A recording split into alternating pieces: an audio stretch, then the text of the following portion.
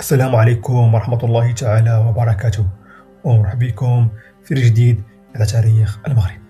من بعد السقوط ديال السعديين، المغرب غادي يعيش واحدة من أصعب الفترات في التاريخ ديالو، اللي كتسمى بالسيبة بمعنى الكلمة. كيفاش هادشي؟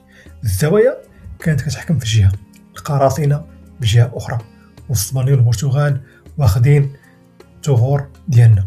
البلاد ولات غابة، والقبائل كتحارب بيناتها، والأمن ما بقاش.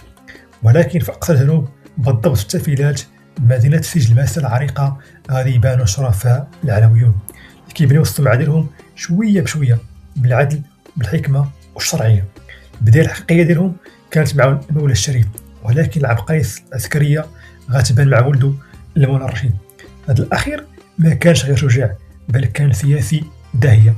بدا رحلة تجميع الشتات من الشرق، وحد القبائل وحدة وقدر أنه يواجه أكبر قوة كانت تفرق البلاد، وهي الزاوية الدلالية، وغلبهم مجموعة من المعارك.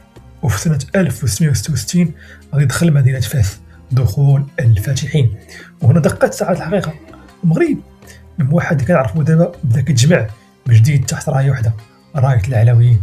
ولكن القمة ديال هذه القوة غنشوفوها مع أخوه اللي حكم من بعده، واللي هو المولى إسماعيل.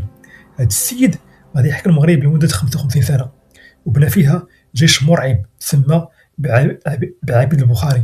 وهذا الجيش كذلك كيتسمى بالجيش الذي لا يهزم، مخلص للوطن وللسلطان فقط. ومن فضل هذا الجيش، المولى اسماعيل غادي يحرر طنجة من الانجليز، وغادي يجري على الاسبانيول من اصيله ومهديه، وغادي يحصل الحدود المغربيه لدرجه ان حتى العثمانيين ما قدروش انهم يدخلوا ولو شبر واحد.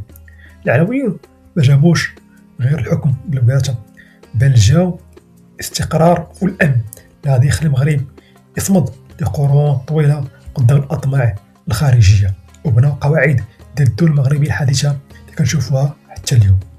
إلا وصلت لهنا دير لايك، خلي تعليق، وتابع الصفحه باش يوصلكم جديد ان شاء الله. والسلام عليكم ورحمه الله.